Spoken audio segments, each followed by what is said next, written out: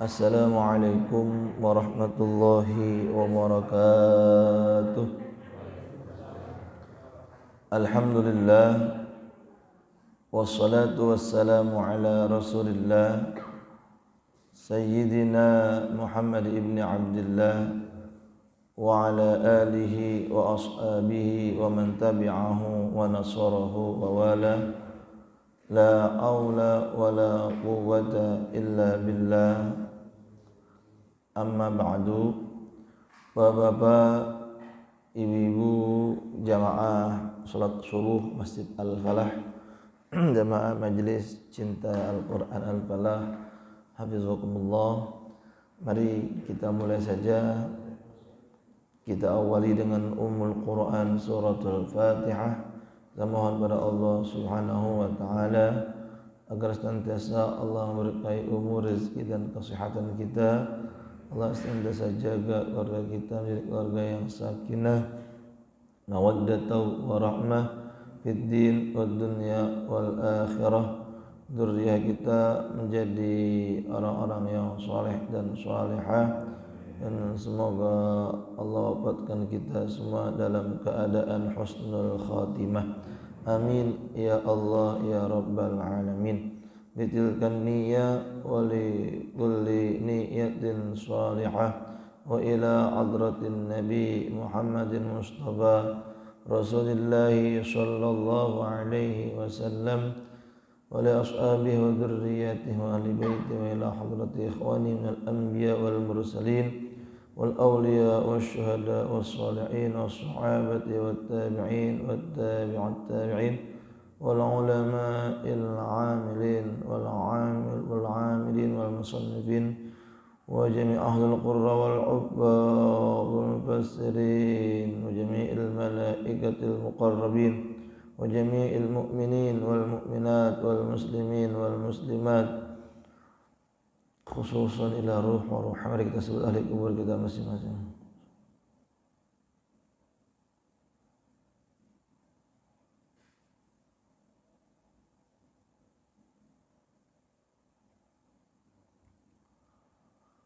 Lahumul Fatihah. A'udzu billahi minasy syaithanir rajim. Bismillahirrahmanirrahim. Alhamdulillahi rabbil alamin. Ar-Rahmanir Rahim. Maliki yaumiddin. Iyyaka na'budu wa iyyaka nasta'in. Ihdinas siratal mustaqim. Siratal ladzina an'amta 'alaihim ghairil maghdubi 'alaihim waladdallin.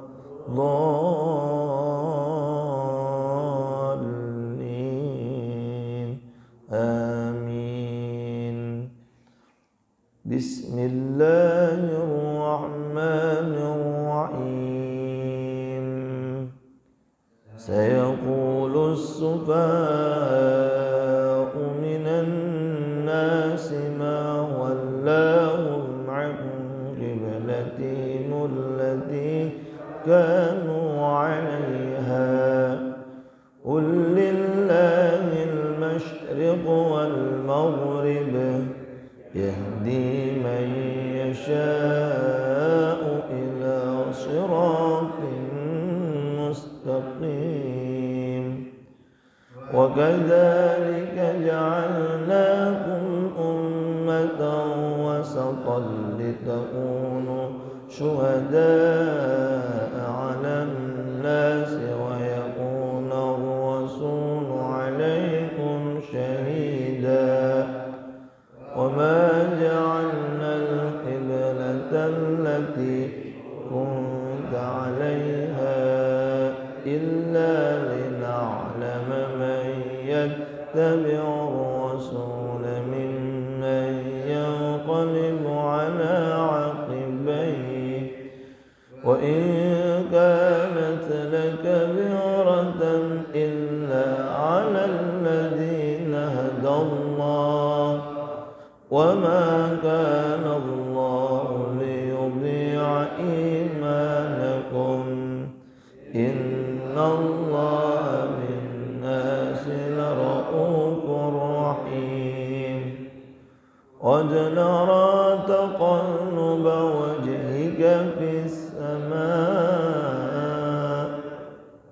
falanuwalliyannaka qiblatan tardaaha fawalli wajhaka syatral masjidil haram haitsuma kuntum fawallu wujuhakum syatrah wa innal ladzina utul kitaba la ya'lamuna annahul haqqu min rabbihim wa ma Allahu bighafilin 'amma ya'malun.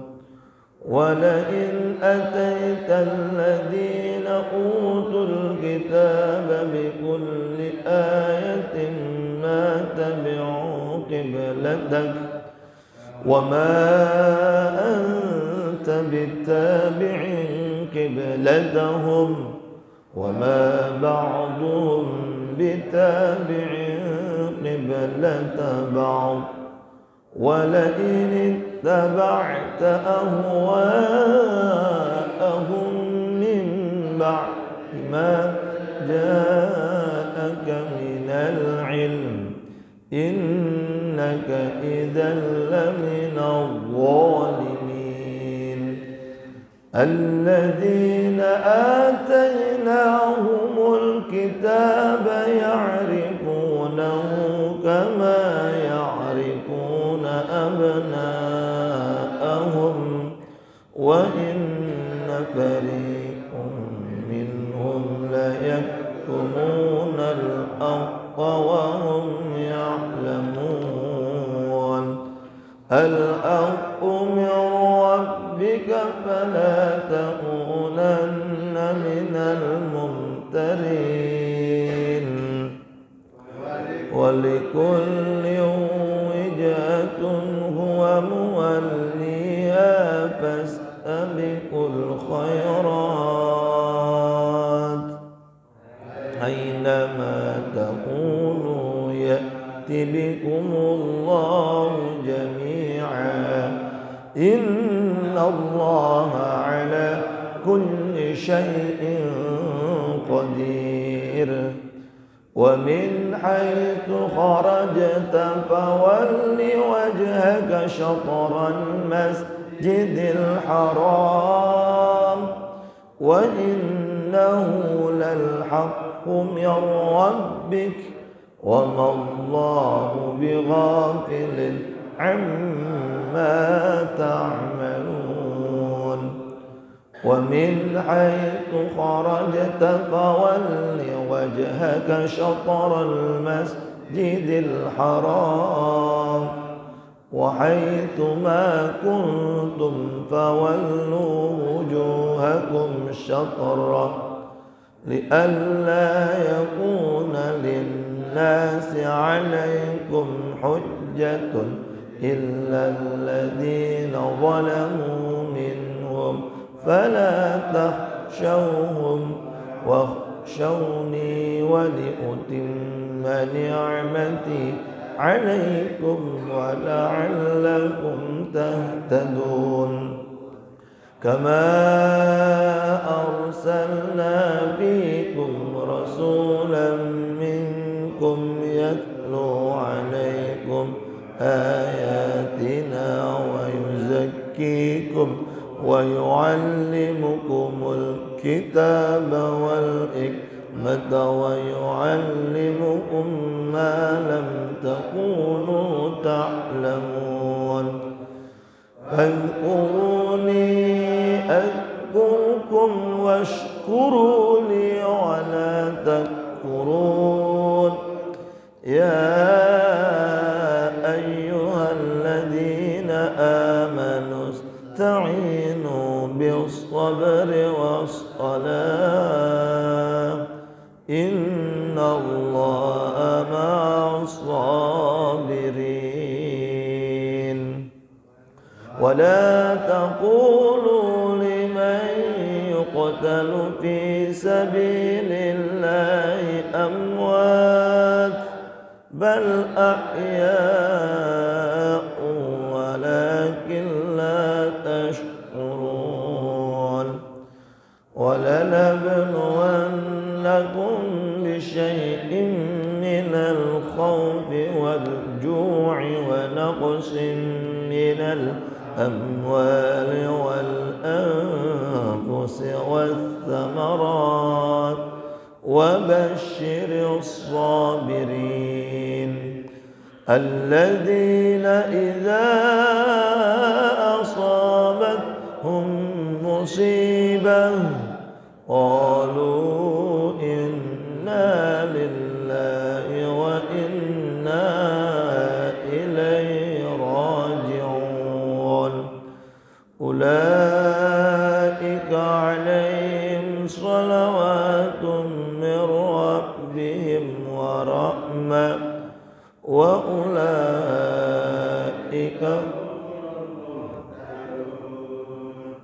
إن الصفا والمروة من شعائر الله فمن حج البيت أو اعتمر فلا جناح عليه أن يطوف بهما ومن تطوع خيرا فإن الله شاكر عليم إن الذين يكتمون ما أنزلنا من البينات والهدى من بعد ما بيناه للناس في الكتاب أولئك يلعنهم الله ويلعنهم اللاعنون إلا الذين تابوا وأصلحوا وبينوا فأولئك أتوب عليهم وأنا التواب الرحيم إن الذين كفروا وماتوا وهم كفار أولئك عليهم لعنة الله والملائكة والناس أجمعين خالدين فيها لا يخفف عنهم العذاب ولا هم ينظرون وإلهكم إله واحد لا إله إلا هو الرحمن الرحيم إن في خلق السماوات والأرض واختلاف الليل والنهار والفلك التي تجري في البحر بما ينفع الناس وما أنزل الله من السماء من ماء فأحيا به الأرض بعد موتها وبث فيها من كل دابة وتصريف الرياح والسحاب المسخر بين السماء والأرض لآيات لقوم يعقلون ومن الناس من يتخذ من دون الله أندادا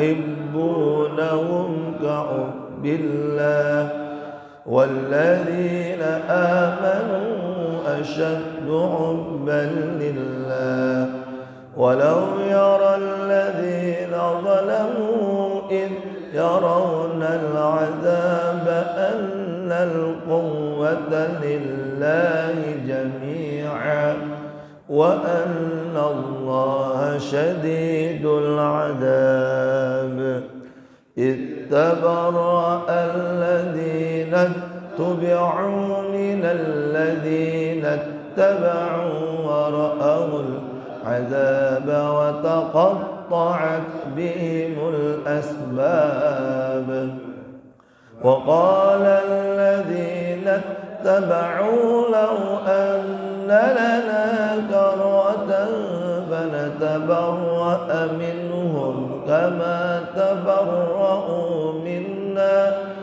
كذلك يريهم الله أعمالهم حسرات عليهم وما هم بخارجين من النار يا أيها الناس كلوا مما في الأرض حلالا طيبا ولا تتبعوا خطوات الشيطان إنه لكم عدو مبين إنما يأمركم بالسوء والفحشاء وأن تقولوا على الله ما لا تعلمون وإذا قيل لهم اتبعوا ما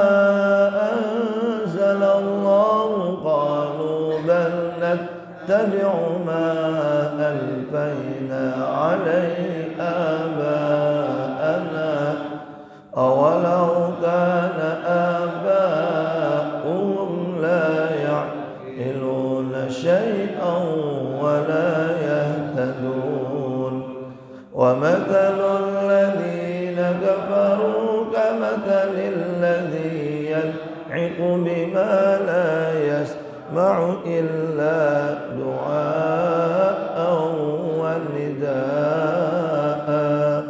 صم بكم عمي فهم لا يعقلون يا أيها الذين آمنوا كلوا من طيبات ما رزقناكم واشكروا لله إن كنتم إياه تعبدون إنما حرم عليكم الميتة والدم ولحم الخنزير وما أهل به لغير الله فمن اضطر غير باغ ولا عاد فلا إثم عليه إن الله غفور رحيم إن الذين يكتمون ما أنزل الله من الكتاب ويشترون به ثمنا قليلا أولئك ما يأكلون في بطونهم إلا النار ولا يكلمهم الله يوم القيامة ولا يزكيهم ولهم عذاب أليم أولئك الذين اشتروا الضلالة بالهدى والعذاب بالمغفرة فما أصبرهم على النار ذلك بأن الله نزل الكتاب بالحق وإن الذين اختلفوا في الكتاب لفي شقاق بعيد ليس البر أن تولوا وجوهكم قبل المشرق والمغرب ولكن البر من آمن بالله واليوم الآخر والملائكة والكتاب والنبيين وآتى المال على حبه ذوي القربى واليتامى والمساكين وابن السبيل والسائلين وفي الرقاب وأقام الصلاة وآتى الزكاة والموفون بعهدهم إذا عاهدوا والصابرين في البأساء والضراء وحين البأس أولئك الذين صدقوا وأولئك هم المتقون يا أيها الذين آمنوا كتب عليكم القصاص في القتلى الحر بالحر والعبد بالعبد والأنثى بالأنثى فمن عفي له من أخيه شيء فاتباع بالمعروف وأداء إليه بإحسان ذلك تخفيف من ربكم ورحمة فمن اعتدى بعد ذلك فله عذاب أليم ولكم في القصاص حياة يا أولي الألباب لعلكم تتقون كتب عليكم إذا حضر أحدكم الموت إن ترك خيرا الوصية للوالدين والأقربين بالمعروف حقا على المتقين فمن بدله بعدما سمعه فإنما إثمه على الذين يبدلونه إن الله سميع عليم فمن خاف من موص جنفا أو إثما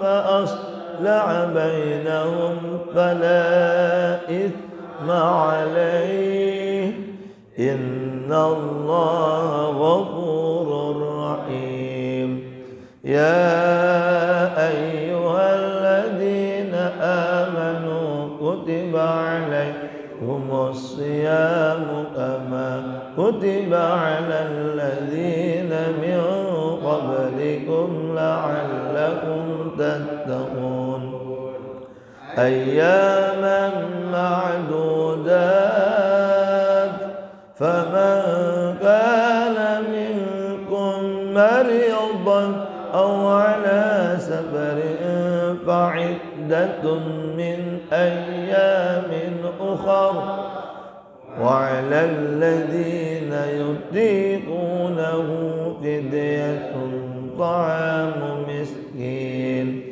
فمن تطوع خيرا فهو خير له وأن تصوموا خير لكم إن كنتم تعلمون شهر رمضان الذي أنزل فيه القرآن هدى للناس وبينات من الهدى والفرقان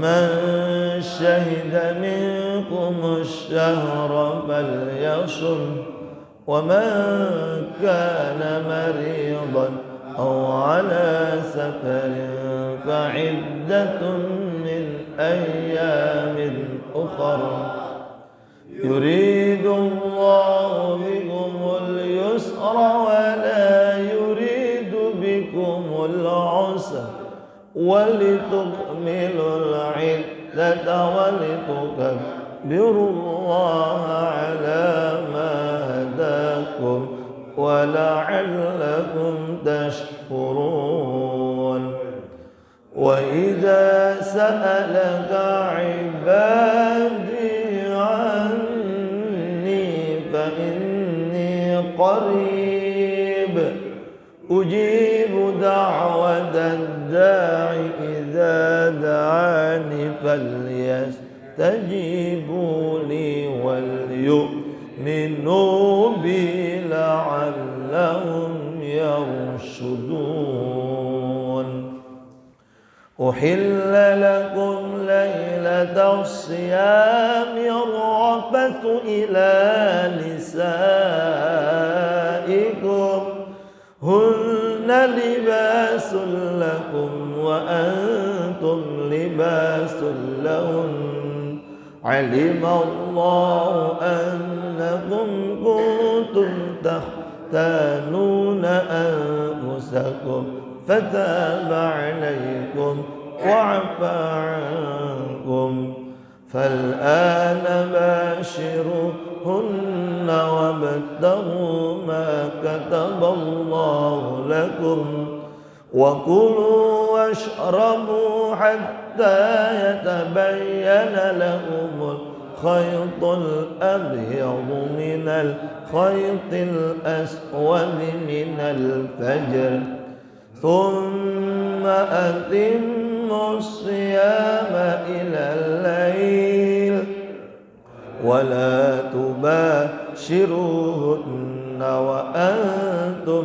عاكفون في المساجد تلك حدود الله فلا تقربوها كذلك يبين الله آياته للناس لعلهم يتقون ولا تأكلوا أموالكم بينكم بالباطل وتدلوا بها إلى الحكام لتأكلوا فريقا من أموال الناس بالإثم وأنتم تعلمون يسألونك عن الأهلة قل هي مواقيت للناس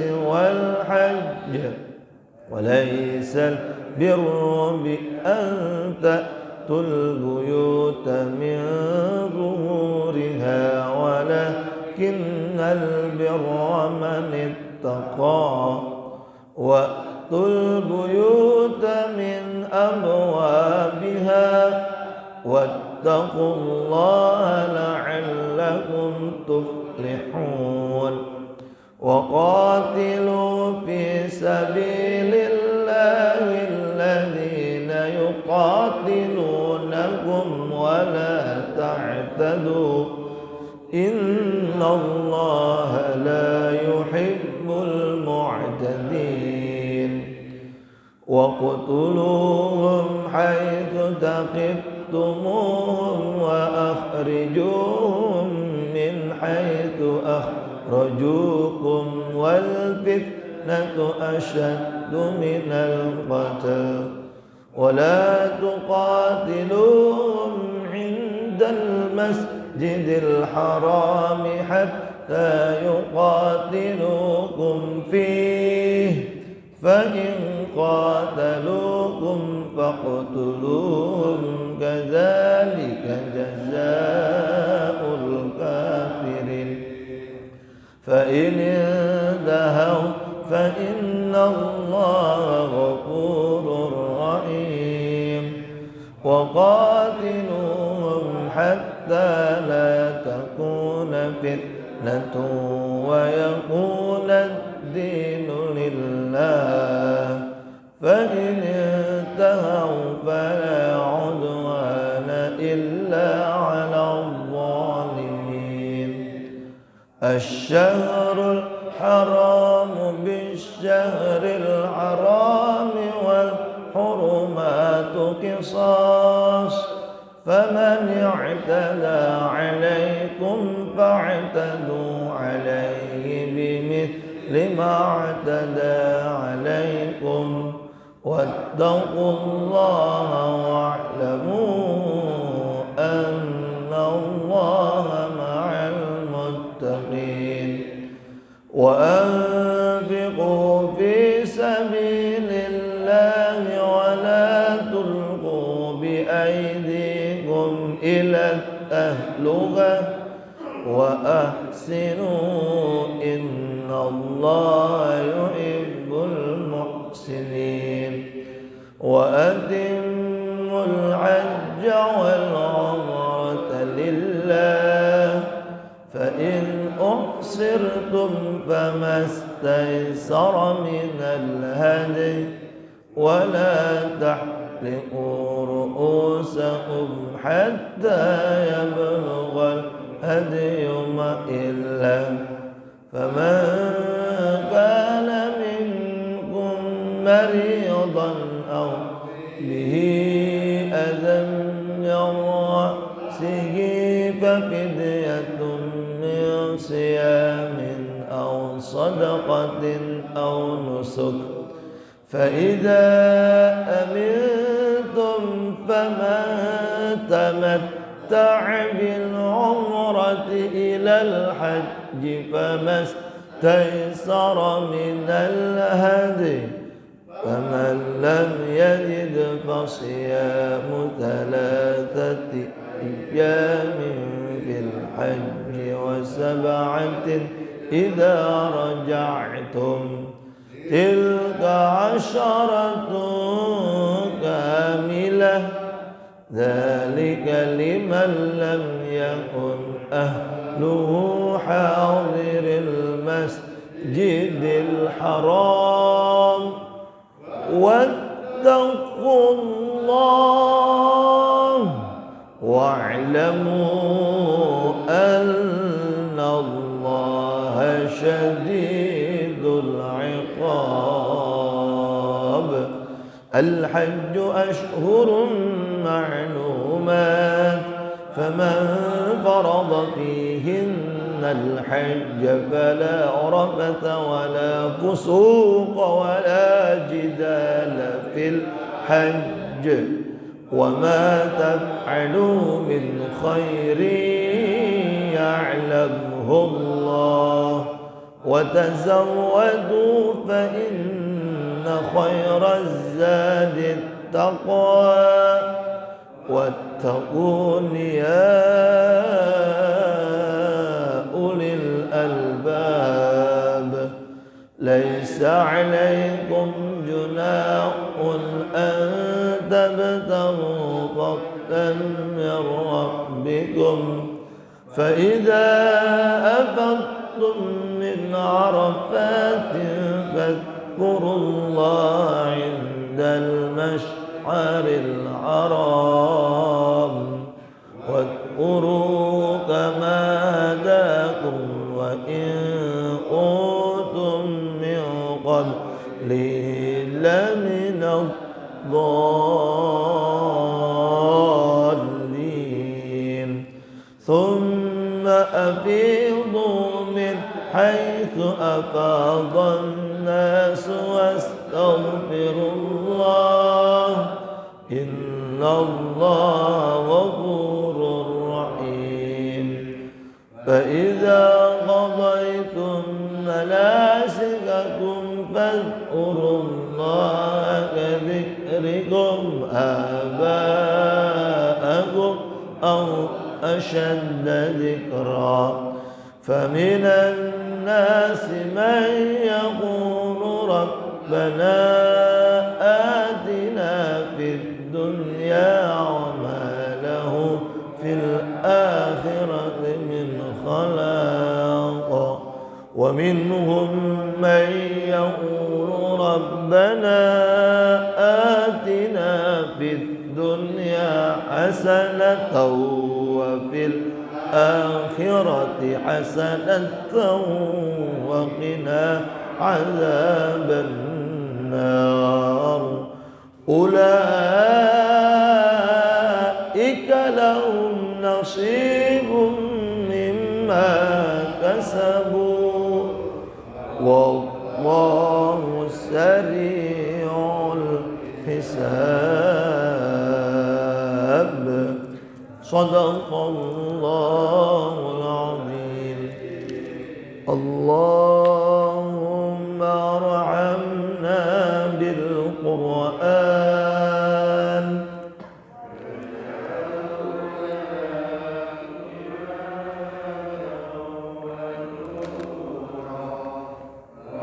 هدى ورحمة اللهم ذكرنا منه ما نسينا وعلمنا منه ما جهلنا وارزقنا تلاوته آناء الليل وأطراف النهار واجعله لنا حجة يا رب العالمين دعواهم فيها سبحانك اللهم وتحيتهم فيها السلام وآخر دعواهم عن الحمد لله رب العالمين آمين. Bapak Ibu sekalian rahmati Allah Subhanahu wa taala, di juz 2 surah Al-Baqarah masih ya berkaitan dengan banyak hal, terutama tentang pemindahan arah kiblat ya, pemindahan arah kiblat. Jadi baginda Rasul Bapak Ibu sekalian pernah berkorban ya, memindah ya arah kiblat atas keinginan baginda Rasulullah sallallahu alaihi wasallam, kemudian dikabul oleh Allah ya. Karena ini bagian dari strategi ya, strategi dakwah agar supaya orang Yahudi di Madinah ikut ya, ikut kepada Rasulullah sallallahu alaihi wasallam. Jadi itu yang disampaikan oleh Gus Baha itu ya, seorang alim soleh betul beliau, masya Allah. Itu kalau bahasa beliau, kalau ada anggota DPR ya kan nyalonin gitu ya, kemudian dia pakai duit ya, tapi di orang ini terkenal orangnya buruk akhlaknya, buruk perangainya, duitnya pun haram misalnya, dari harta yang haram, maka anggota DPR yang satunya lagi nih, kalau dia orang baik ya kan, dia orang baik, katakanlah pokoknya baik deh ya, maka dia boleh tuh Pak, dia beli ya, dia beli ya dengan cara yang sama. Katakanlah saya ya kan, jangan saya contohnya deh ya, si A sama si B gitu ya. Si A ini buruk perangainya, duitnya banyak. Si B perangainya bagus, akhlaknya bagus, duitnya juga banyak juga. Maka boleh sama-sama, kalau si A pakai uang tuh serangan pajar ya, serangan pajar, kasih uang supaya orang nyoblos dia gitu kan. Maka si B juga halal kata Gus Baha nih ya. Ini ijtihadnya Gus Baha, seorang alim soleh, hafal kitab-kitab kuning, hafiz Quran beliau ini Gus Baha ya, luar biasa. Itu kata beliau halal membeli suara dengan niatan mengalahkan calon anggota DPR yang zolim gitu ya. Dianggap zolim karena duitnya dari yang haram ya kan, pengusaha hitam misalnya begitu ya, duitnya dari yang nggak jelas begitu umpamanya ya.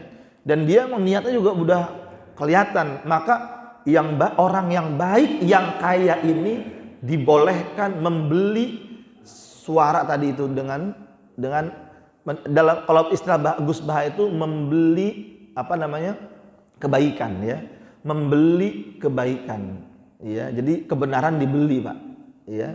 Itu kalau head to head, makanya sama kayak di sini misalnya ketua RT, ketua RW. Loh, kalau dialah misalnya si A si B yang siapa nih yang mau dipilih, A atau B, ya kan? Ya silakan pilih yang terbaik yang bisa mengiringi warga untuk ke masjid, ya nggak, berjamaah di masjid, ya kan, mengarahkan jamaah untuk misalnya ya kerja bakti dengan baik gitu ya. Cari pemimpin yang begitu, walaupun pemimpin itu misalnya nyaloninnya dengan cara tadi ya. Jadi istilah Gus Baha, saya pinjam istilah Gus Baha, membeli kebenaran, membeli kebaikan Bapak sekalian. Nah, makanya ini, ayat ini acuannya luar biasa ini. Ya, Pak. Rasulullah Shallallahu alaihi wasallam sampai memindahkan arah kiblat loh, nggak sembarangan. Arah kiblat yang luar biasa, Baitul Maqdis awalnya dipindah ke Masjidil Haram, awalnya dipindah ke Baitul Maqdis karena menyamakan visi dengan Yahudi di Madinah. Ini nggak sembarangan, Pak. Prinsip, padahal ini hal prinsip ini. Tapi itu yang Rasulullah perjuangkan gitu. Tapi pada waktu itu ya cuma siapa? Abdullah bin Salam ya waktu itu ya. Pendeta Madinah. Padahal itu koordinator utamanya itu Abdullah bin Salam itu koordinator utamanya.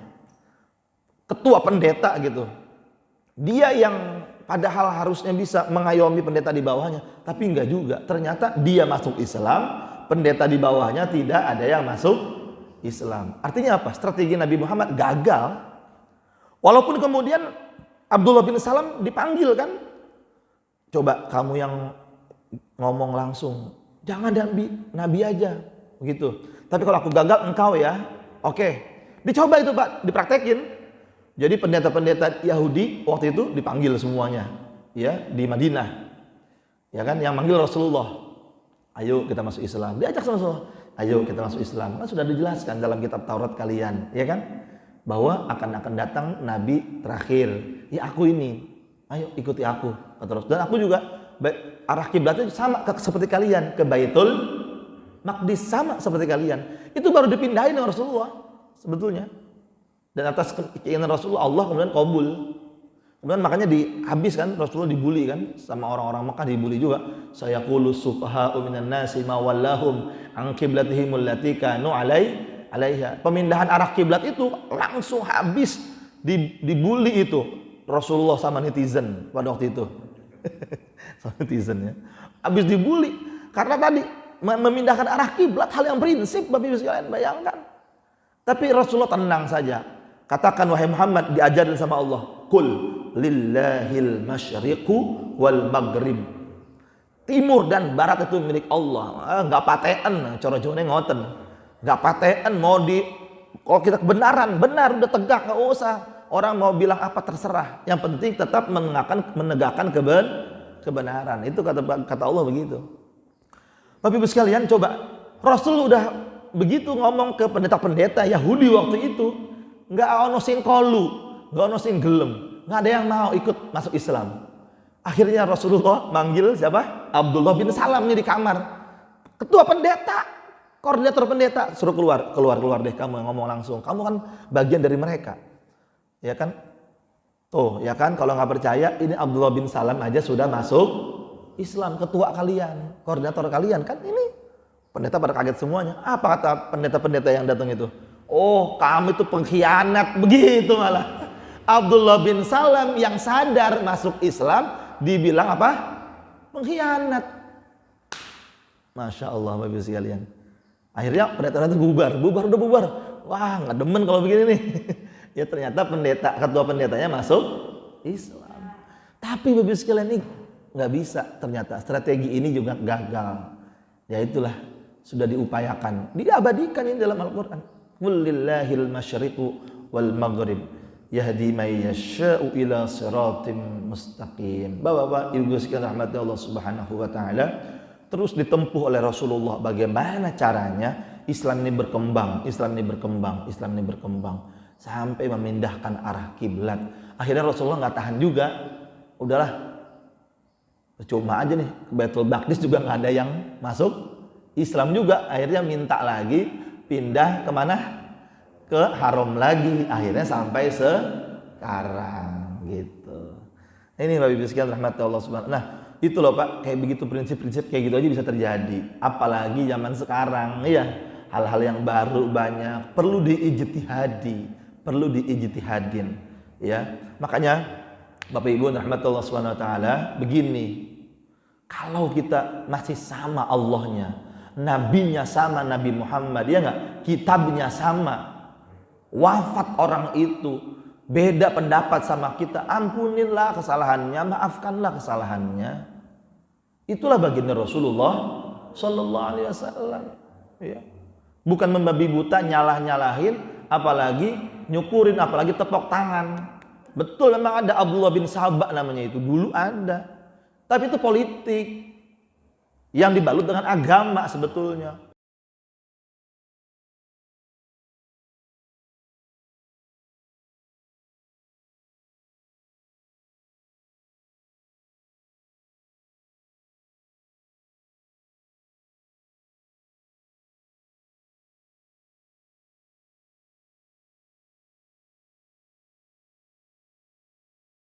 Boleh, ya. Itu Allah yang akan menilai nanti. Sudah amalan orang masing-masing.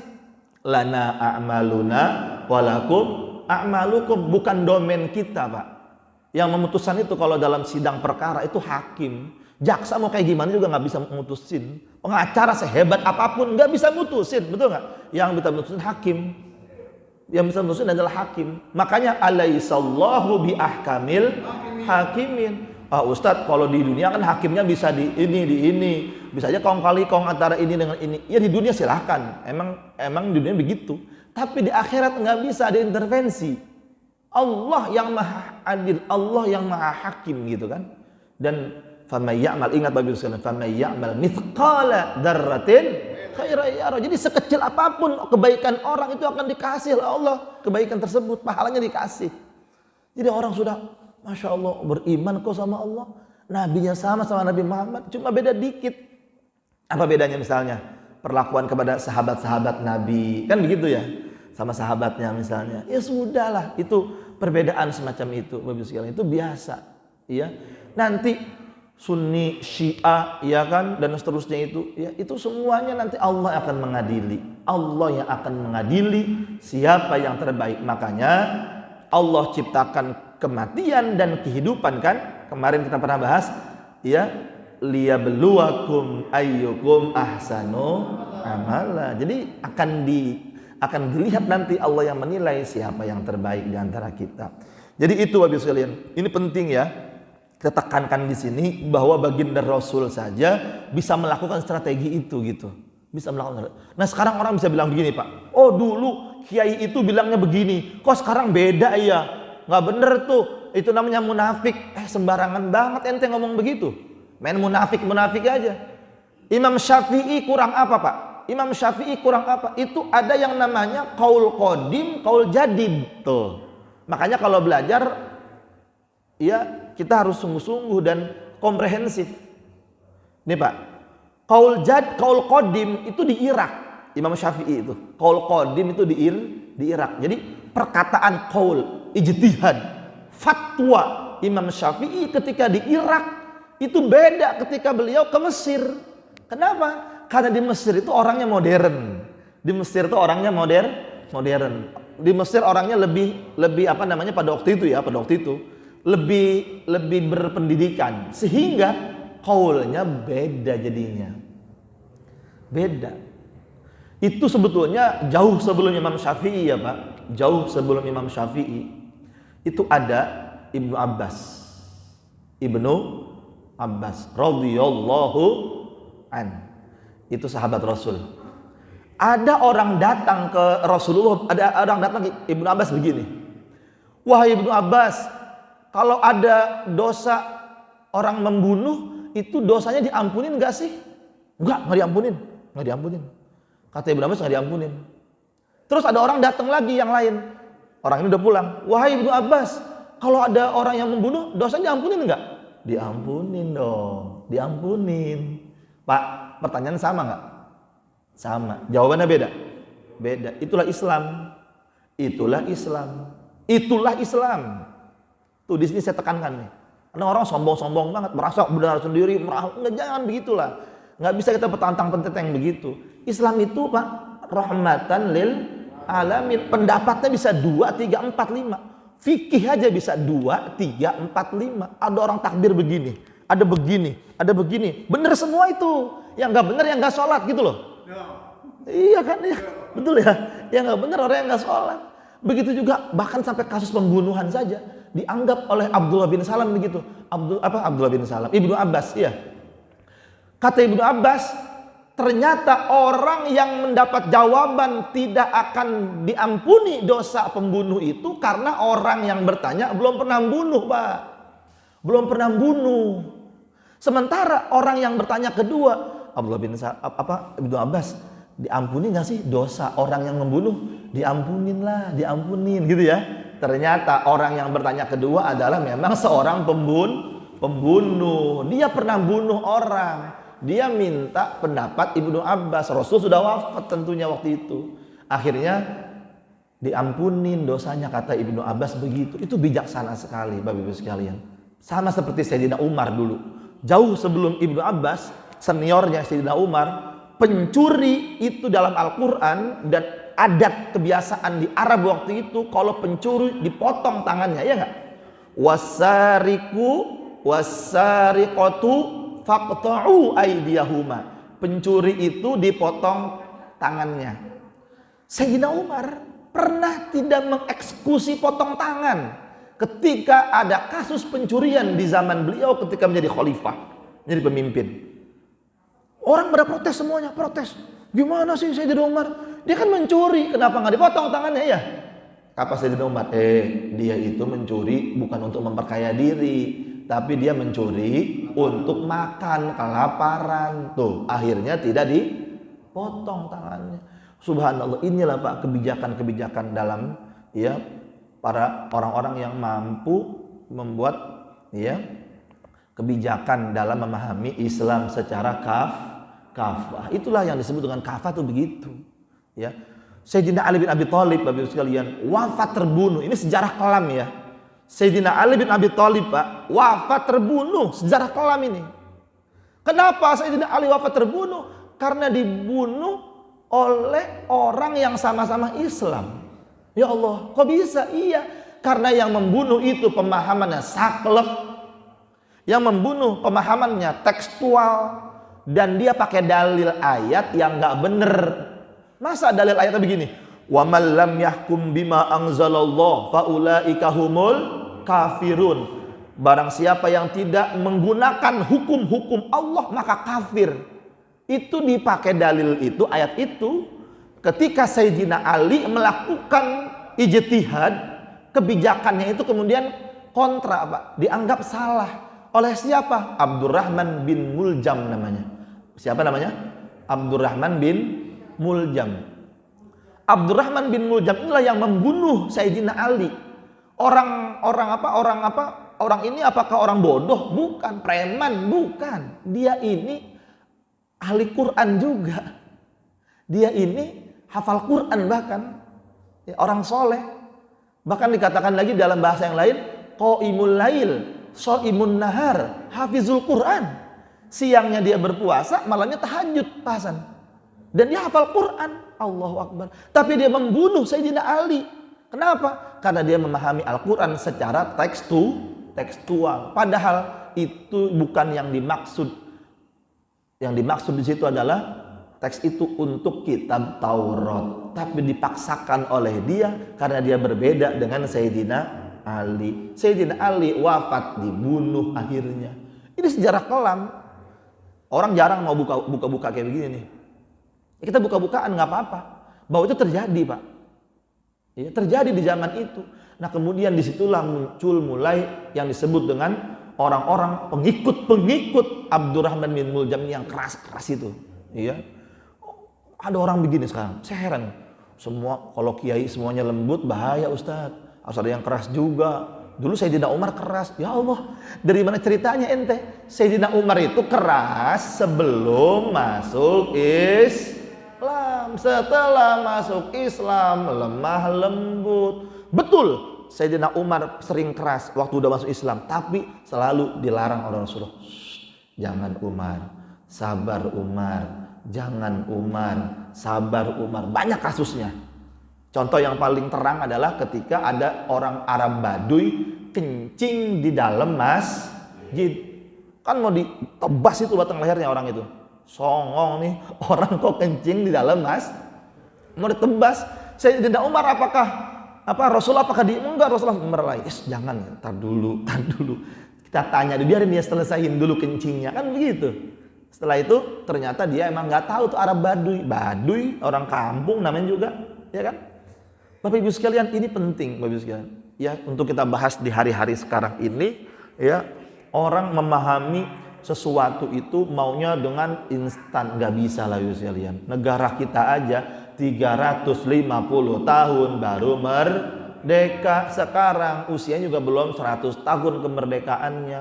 Bahwa kemudian terjadi gonjang-ganjing begini, ya wajar lah, wajar. Dan nggak bisa kita memandang orang semuanya baik, nggak bisa, atau buruk semua, nggak bisa. Diri saya, kita semua aja pasti punya kebaikan, juga punya keburukan, nggak bisa, ada plus minus. Ini yang harus terus kita sadarin, ya. Kita bukan siapa-siapa, ya. Negara kita, bangsa kita, kampung kita. Bapak-bapak punya kampung ya masing-masing ya. Itu kampungnya sekarang lebih maju dari dulu, kan begitu. Ada kemajuan kan. Dulu Bapak bilang, oh dulu nggak begini nih, ya kan, sekarang udah maju. Ya itu karena ada orang yang berperan. Masing-masing di zamannya ya, masing-masing di periodenya, ketua lingkungannya, ketua RT-nya, ketua dusunnya, Pak Lurahnya, Pak Camatnya, masing-masing lah ada kontribusinya. Oh dulu zaman kita di surau, di musola nggak begini, oh sekarang masjidnya bagus ya, sekarang begini ya. Oh di Al-Falah sekarang ada live streaming ya, dulu nggak ada. Ya memang zamannya udah beda Bapak Ibu sekalian, zamannya udah beda. Dan kita nggak boleh yang namanya menentang perkembangan zaman. Yang ada kita berteman dengan perkembangan zaman, tapi tidak bertentangan dengan nilai-nilai agama Islam. Bapak Ibu sekalian, kemudian ada ayat yang kita baca ini, Masya Allah. Wala taqulu liman yuqtalu fi sabilillahi amwat. Jangan anggap orang yang mati di jalan Allah itu mati, tapi dia hidup. Siapa orang yang mati di jalan Allah tapi dia hidup? Dia adalah fi sabilillah. Orang berilmu, orang alim, orang soleh, ilmunya diamalin buat ngajar terus sana sini ngajar. Itu nanti akan apa? Nambah terus ilmunya, dan akan kalau mati orang itu dia akan mendapatkan pahala yang terus mengalir, terus mengalir.